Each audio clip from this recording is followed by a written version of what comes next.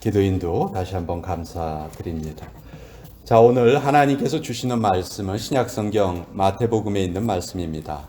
마태복음 25장 31절에서 33절 그리고 44절에서 46절 이렇게 두 부분을 오늘 하나님의 말씀으로 우리 같이 봉독하도록 하겠습니다. 한 목소리로 함께 읽겠습니다. 시작.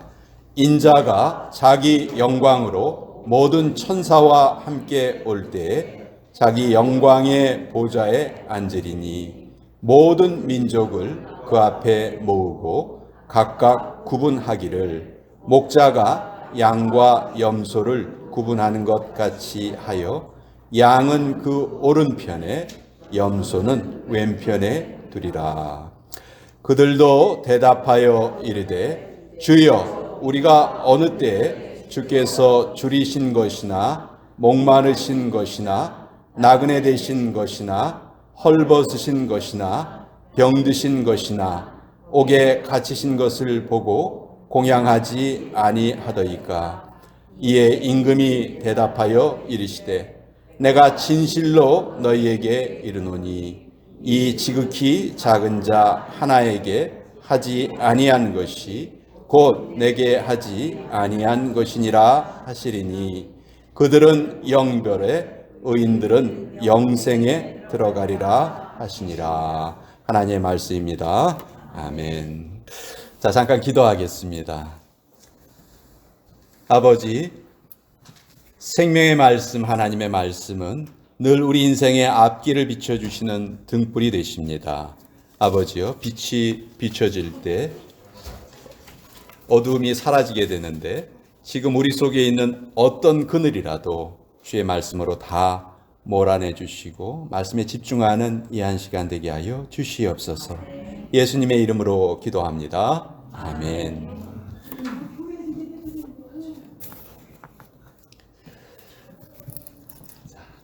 우리 초등학교 때 아마 여러분들 시험 문제 중에 반대말을 한번 써보세요 하는 그런 문제 기억나시는지 모르겠습니다. 실제로 우리 세상의 모든 이치를 반대되는 두 가지 것으로 나눌 수가 있어요. 선이 있으면 악이 있죠. 또 흑이 있으면 백이 있고요. 삶이 있으면 죽음이 있습니다. 또 남자도 있고 여자도 있고 전쟁이 있으면 또 평화가 있고 이렇게 우리 주변에는 정반대의 것들이 함께 공존하고 있어요.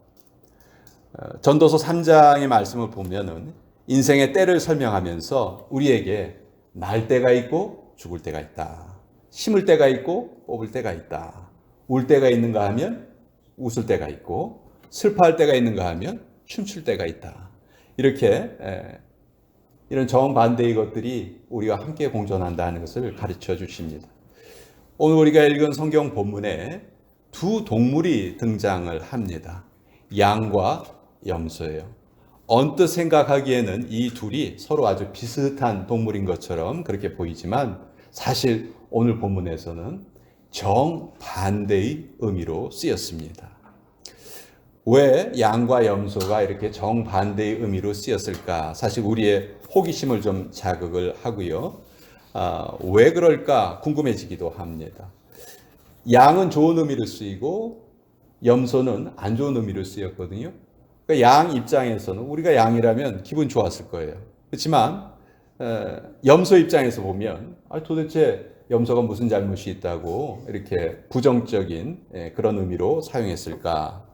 오늘은 이 양과 염소가 유대인들에게 어떤 이미지를 가지고 있는지 그것을 살펴보면서 왜 예수님께서 이 땅에 다시 오실 때 온 세상 사람들이 둘로 구별이 되는가? 그것을 여러분과 함께 같이 알아보았으면 좋겠습니다. 이 양과 염소는 성경에 가장 자주 등장하는 동물들이에요. 특히 양은 성경에 한 100번 이상 등장을 합니다. 그리고 본문에서는 양과 염소가 그 운명이 완전히 달라지는 그런 존재들로 나오는데요. 양은 구원을 얻은 자를 상징을 하고 염소는 그렇지 못한 자를 상징을 합니다. 왜 예수님은 이 양과 염소를 이런 상징으로 사용하셨을까? 사실 겉으로 보기에도 양이 염소보다는 조금 이뻐 보이긴 하죠. 그렇죠? 예. 양은 좀 폭신폭신하고 염소는 좀 고집이 세 보이고. 예. 그렇지만 사실 그런 것이 아니에요. 그렇기 때문에 예수님께서 이렇게 양과 염소를 다른 의미로 사용하신 것이 아닙니다. 양과 염소는 우리들은 잘 모르지만 유대인들에게는 아주 익숙한 그런 상징을 가지고 있었어요. 예를 들어서 우리 한국 사람들 보면요. 한국 사람들은 까치하고 까마귀란 새를 정반대의 이미지로 우리가 알고 있어요. 그렇죠? 까치가 깍깍 울면은 좋은 일이 생길 것 같다. 반면에 까마귀를 보면 왠지 좀 기분이 나빠지고 뭐 그렇게 우리 누가 시키지도 않았는데 우리에게 그런 이미지가 있습니다. 그런데 이거는 우리 한국 사람들은 아주 익숙하지만 다른 나라 사람들은 전혀 몰라요. 얼마 전에 영국 여왕이 돌아가셔서 뉴스가 되기도 했는데 여러분 영국 왕실의 상징이 뭔지 아세요? 까마귀예요. 까마귀. 영국에서 까마귀는 아주 좋은 이미지로 쓰여요. 그러니까 한국 사람들하고는 생각이 좀 다르죠. 유대인들에게 양은 항상 명예의 상징이었어요. 반면에 염소는 수치의 상징이었습니다. 잘 생각해 보세요. 지금 우리는 무엇을 가장 중요한 가치로 여기면서 살아가고 있을까? 아마 현대 자본주의를 살아가는 많은 사람들은 돈이 가장 큰 가치를 가지고 있는 것처럼 오해하면서 살아가고 있겠지요. 그렇지만 과거에 자본주의가 발전하지 않았던 시대에는요, 그 사회에서 가장 중요하게 생각하는 가치가 좀 달랐습니다. 이 마태복음이 기록될 당시 약 2000년 전이죠. 그 당시 유대 사회에서는 가장 중요한 가치가 뭐였냐면 명예 혹은 수치 이런 것이 제일 큰 가치를 지니고 있었어요. 명예를 지키기 위해서라면 수치를 당하지 않으려면 목숨마저도 내버릴 수 있다 하는 것이 그 당시의 세계관이었습니다. 그 당시의 유대인들의 가치관이었어요. 특별히 유대인들에게 한 가정에서 가장의 역할이 아주 중요했어요. 현대에는 사법체계가 잘 갖춰져 있기 때문에 무슨 범죄가 발생을 한다든지 하면 사회적으로 경찰도 있고 이걸 막을 수가 있죠. 그렇지만 고대에는 그렇지 못했어요. 그래서 각 가정의 권리나 명예는 누가 지켜야 되는 거냐? 그 가정의 가장이 지켜야 되는 거예요. 그러니까 가족들, 아내, 자녀들을 잘 지켜냄으로써 가장은, 그 남자는 자기의 명예를 지켜낼 수가 있었던 것입니다. 고대 사회에서 여성들은 좀 육체적인 힘이 약했기 때문에 잘못하면 가문의 명예를 실추시킬 수도 있다 하는 그런 아주 취약한 이미지가 있었어요. 그래서 유대인의 지혜서에 보면 아버지의 두통 목록 중에 하나가 딸이에요. 딸 가진 아버지는 두통이 있을 것이다. 지켜야 되니까. 늘 지켜야 되니까. 그래서 우리가 이런 배경을 알고 이 양과 염소의 비유를 봐야 하는데요. 왜 유대인들에게 양은 명예를 상징하고 염소는 수치를 상징하는가? 이것은 이 두 동물이 암컷을 지킬 때 정반대의 모습을 보이기 때문이에요. 여러분, 우리가 대개 양하면 아주 온순한 동물 이렇게 알고 있지만 암양을 지키려는 순양들의 싸움은요, 처절하다고 해요. 무지무지 치열하다고 합니다. 이 순양들이 자기의 암양을 지키려고 아주 수시로 다른 양들과 싸움을 벌입니다. 그래서 이런 점에서 순양은 명예로운 남편의 상징이 되고 강력한 지도자나 왕, 궁극적으로 인류를 구원하시는 메시아의 이미지를 양이 갖게 된 거예요. 그래서 우리가 예수님을 어린 양에 많이 비유하죠. 그 연약한 상징이 아닙니다. 아주 명예의 상징이었어요. 자기 가족을 목숨을 걸고 지켜내는 명예로운 동물이 바로 양이었던 것이에요. 반면에 염소는 아주 정반대예요. 자기 암컷을 제대로 보호하지 않습니다. 자기 암컷이 다른 순염소에게 유린을 당한다 해도 별로 신경을 쓰지 않는다고 해요. 유대인들에게 이런 모습은 아주 수치스러운 모습이에요. 야, 저건 동물이지만 전 염소는 정말 너무하다. 별 가치가 없다. 이렇게 생각을 한 거죠. 그래서 이런 이미지를 알고 우리가 성경을 읽으면 우리 창세기를 보면 아브라함이 자기 아들 독자 이삭을 하나님께 제물로 바치는 그 장면이 나오죠. 그때 하나님이 아브라함의 행동을 막으시고 미리 준비한 제물을 보여주시죠. 그 미리 준비한 제물이 뭐였어요? 순양이었죠. 순양. 예. 자, 아브라함이 이삭을 바치려 하는 이 순간은 하나님의 명령에 순종하려는 어떻게 보면 가장 고귀한 순간이었어요. 근데 이때 하나님께서 미리 준비하신 제물이 염소였다? 이러면 유대인들에게는 이게 영 이해가 안 되는 거예요. 예. 앞뒤가 안 맞는 거죠. 수치의 상징인 염소가 가장 고상한 순간에 어떻게 등장할 수 있겠느냐. 그러니까 그 순간에 예비되었던 제물은 양이어야지만 앞뒤가 맞는 것이죠. 예. 그래서 이런 생각, 이런 이미지 속에서 우리가 이사야서 53장 7절을 또 다르게 볼 수가 있습니다. 이사야서 53장 7절에는 마치 예수님의 순환받는 과정을 옆에서 본 것처럼 이렇게 잘 예언을 하고 있는데요. 마치 도수정으로 끌려가는 어린 양과 털 깎는 자 앞에 잠잠한 양같이 그의 입을 열지 아니하였도다. 예수님께서 순환받으시는 모습을 이렇게 이사야가 예언을 했어요. 우리는 여기에 예수님이 어린 양으로 비유가 되어 있기 때문에 어린 양 하면 우리가 쉽게 떠오르는 그런 이미지, 무기력하고 아주 겁에 질려서 어쩔 줄 몰라 하고 이런 모습으로 우리 생각할 수가 있겠지만 그렇지 않은 거죠. 이사야 선지자가 이 구절에 유대인들이 생각하기에는 가장 명예로운 그 양의 이미지를 여기에다가 부여한 거예요. 최고의 명예를 상징하는 양의 이미지를 바로 메시아에게 부여한 것이죠. 오늘날에는 꽃미남이다, 몸짱이다, 훈남이다, 이런 사람들이, 이런 남자들이 인기가 있지만 성서시대의 최고의 남성상은 어떤 고문을 당한다 할지라도 비명 한마디 지르지 않고 신음소리 내지 않고 이것을 다 참아내는 그런 남자가 최고의 남성상이었던 것이죠. 왜냐하면 그래야지만 어떤 어려움이 있어도 자기 가족을 잘 지킬 수가 있었기 때문이죠. 그래서 이사야서 53장 7절에 예수님을 어린 양에 비유한 것은 가장 남성적인 이미지를 나타내는 상징이에요. 괴로울 때도 신음소리 한번 내지 않으시고 도수장으로 끌려가는 양의 모습은 인류의 모든 죄를 그 두 어깨에 짊어매고서 당당하게 죽음을 맞이하시는 그 메시아의 모습을 나타낸 것이죠. 창세기에 보면 염소와 관련된 인물이 한 사람 등장합니다. 바로 야곱이죠. 야곱이 아버지 이삭을 속여서 형에게 주어질 복을 가로채는 장면이 있죠. 그때 거기에 염소가 등장을 해요. 야곱은 아버지에게 염소 요리를 해드립니다.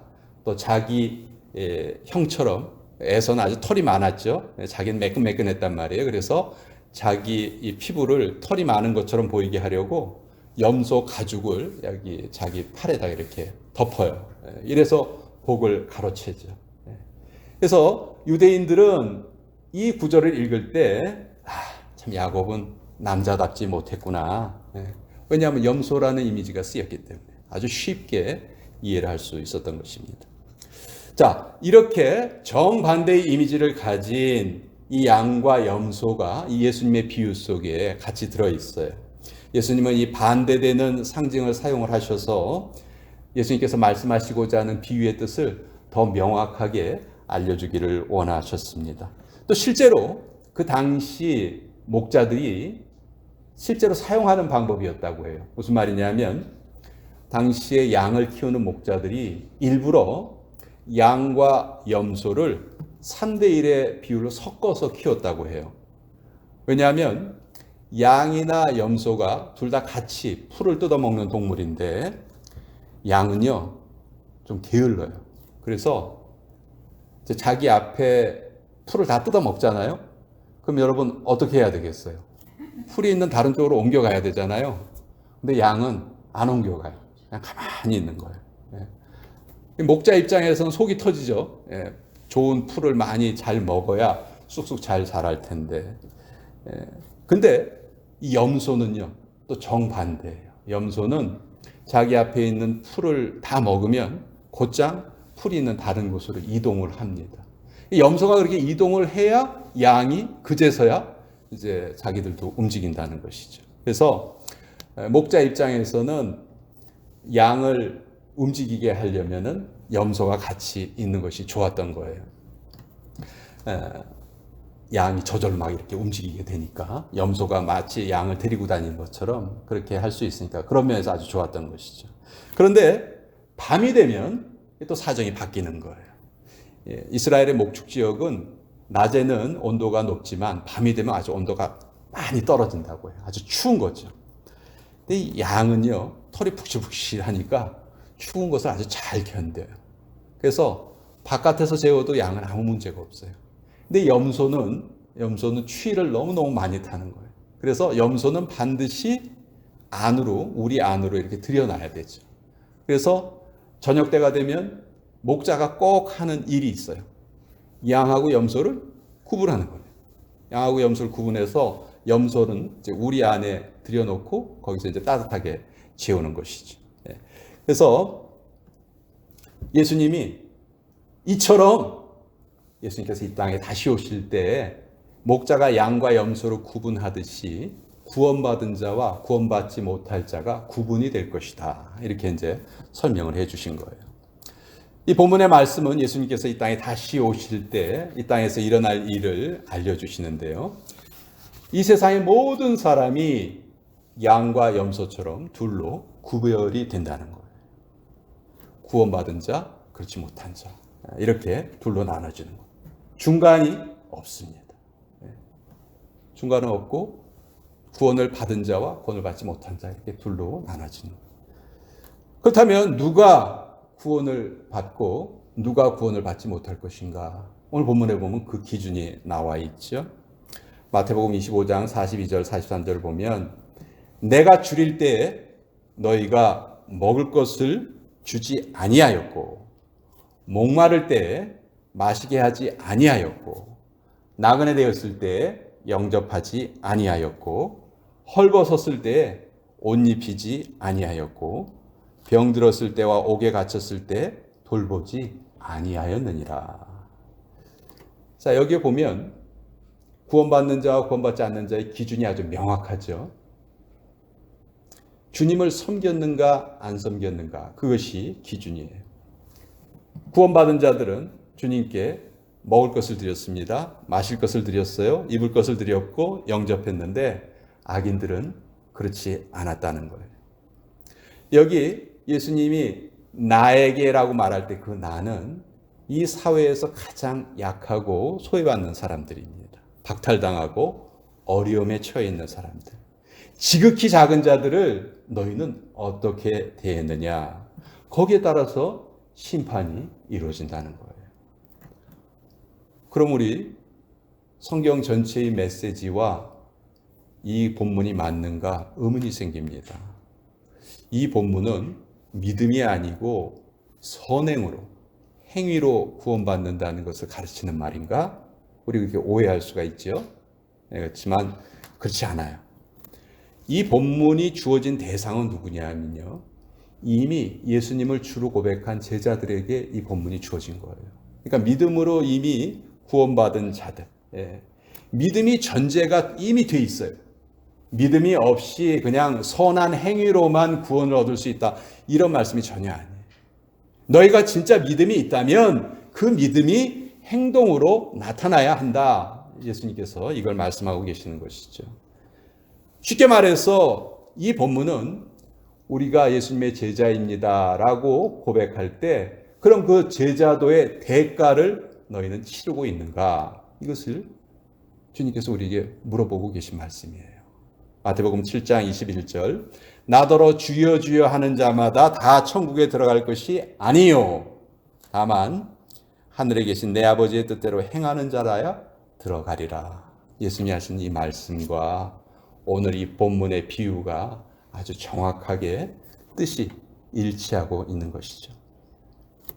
자, 그런데 구원받은 자들로 분류된 자들, 그러니까 양으로 분류된 자들은 오히려 부인을 합니다.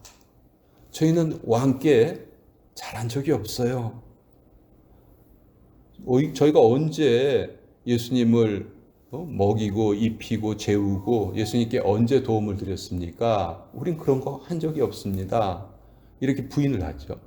그랬더니 이 왕이 설명해 주시기를 지극히 작은 자에게 한 것이 바로 나에게 한 것이다. 이렇게 설명을 해 주신 거예요.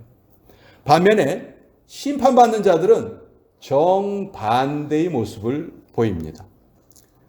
우리가 언제 안 했습니까? 우리 다 하지 않았습니까? 이렇게 부인을 하는 거죠. 항변을 해요. 그때 왕은 지극히 작은 자에게 행하지 않은 것이 나에게 행하지 않은 것과 같다. 이렇게 또 말씀을 하시죠. 자, 이 비유 속의 왕은 누구나 다 쉽게 알 수 있겠죠. 심판주이신 우리 하나님이세요. 구원받은 자들은 이 하나님을 어떻게 생각했냐면, 하나님 믿는 것을 어떻게 생각했냐면, 우리 주변에 있는 연약한 자들을 잘 대해주는 것. 그것이 내가 하나님을 믿는 증거다. 이렇게 생각을 했던 것이죠. 반면에 염소로 구분된 자들, 심판받는 자들은 하나님을 믿는 것을 약한 자들에게 어떤 실질적인 선을 행하는 거라기보다는 그저 종교적인 형식에 두었던 것이죠. 입으로는 주여 주여 외쳤지만 막상 힘들고 어려운 이웃을 돌보는 일에는 전혀 아무런 행동을 하지 않았던 거예요. 자, 이 비유가 말하는 구원의 기준은 아주 명확합니다. 평소에 나보다 약한 자들, 불우한 이웃을 돕고 섬기는 것에 관심을 기울이고 또 그것에 대해서 어떠한 보상이나 칭찬을 바라지 않는 자들, 그런 자들은 양으로 구별될 것이다. 반면에 선행을 한다 할지라도 누구에게 보이기 위해서 하는 것이고 칭찬을 얻기 위해서 선행을 한다면 그런 자들의 선행은 아무런 가치가 없다. 그런 자들은 결국 심판에 처해질 것이다. 이렇게 말씀하고 계시는 거예요.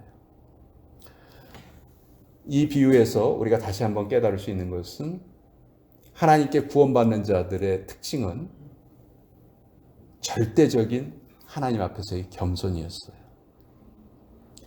결론적으로 이 두 비유에서 보면 양으로 구별된 자들, 염소로 구별된 자들, 평소에 선을 둘 다 행했다는 것을 우리가 알 수 있어요. 그러나 하나님이 판단하시는 그 기준은 어디에 있냐 하면 정말 진정 낮아진 자세로 그런 선행을 했느냐, 거기에 달려 있습니다. 하나님을 진정으로 사랑하는 자들은 당연히 이웃을 돕고 이웃을 사랑합니다. 그리고 그것이 절대로 자기의 의로 자랑되지 않습니다. 오히려 그것을 다 잊어버리려 합니다. 제가 언제 그랬습니까? 전 그런 적 한 적 없어요. 이런 아주 겸손한 자세를 취하죠. 오른손이 한 일을 왼손이 모를 정도로 그 삶의 기준이 바뀌어져 있는 것이죠. 바로 이것이 오늘 비유가 우리에게 가르쳐 주시는 그런 핵심이다. 저는 그렇게 생각을 합니다. 우리가 이 땅에 살면서 얼마든지 성경에서 우리에게 말씀하시는 선한 일을 행하면서 살 수 있습니다. 또 그래야 합니다. 그렇지만 그것이 우리에게 절대로 기억돼서는 안 됩니다. 늘 우리는 그것을 할 수 있는 능력조차도 나에게서 비롯된 것이 아니고 그 마음, 그 능력도 사실 다 하나님이 우리에게 주셨기 때문에 우리가 그것을 할 수 있었던 것이죠. 그러니까 사실 자랑할 것이 아무것도 없다 하는 것을 우리가 깨닫게 되는 것이고, 그런 자세를 가진 자들을 하나님께서는 양으로 분류하시고 구원에 이르게 하신다 하시는 그런 말씀이에요. 이번에 우리 큰 재난을 겪었습니다. 우리 템파 지역에 만약 템파 지역으로 이게 통과했다면 어떤 일이 벌어졌을까? 플로리다 전체에서 이 템파 에어리어가 인구가 340만 명이 모여 삽니다. 가장 큰 커뮤니티가 이 템파예요. 그리고 이 지역으로 태풍이 지나갈 걸로 처음엔 예상이 됐죠. 그런데 좀 남쪽으로 지나갔죠. 포트마이어스 지역으로. 포트마이어스 지역은 템파에 비하면 그 규모가 10분의 1, 20분의 1 정도밖에 안 될 거예요. 근데 그렇게 작은 지역도 엄청난 피해를 입었습니다. 거기에서 살던 분들이 집을 잃어버리고 비즈니스를 잃어버려가지고 막 울면서 인터뷰하는 영상을 제가 TV를 통해서 봤어요. 우리는 우리한테 그 일이 벌어지지 않은 것을 감사하고 있습니다. 그렇지만 누군가 그렇게 큰 재난을 당했습니다. 그렇죠? 그럼 이때 하나님께서 재난을 다행스럽게 피한 우리들에게 뭘 원하고 계실까요? 우리에게 원하시는 게 뭘까요? 하나님 감사합니다. 우리 피해 안 당했으니까 땡큐 하나님. 이러고 끝나는 걸 우리에게 원하실까요? 분명히 하나님은 우리를 통해서 그 약한 자들을 돕기를 원하세요.